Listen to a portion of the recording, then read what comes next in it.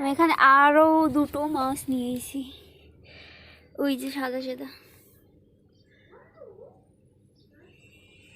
আর এই কি একটা গাছ জানি না, এটারে এখানে দিয়ে দেবো।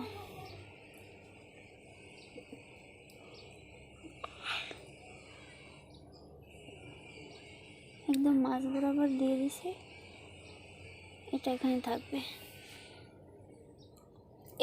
এই মাছটার পেটে ডিম আছে, এই মাছটার পেটেও ডিম আছে, এটার পেটেও ডিম আছে। সুন্দর লাগতেছে।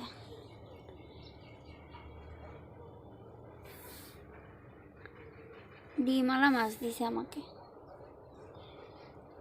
ও এই যে বেবি মাছটা কই গেল, দেখা যায় না ঠিক মতো।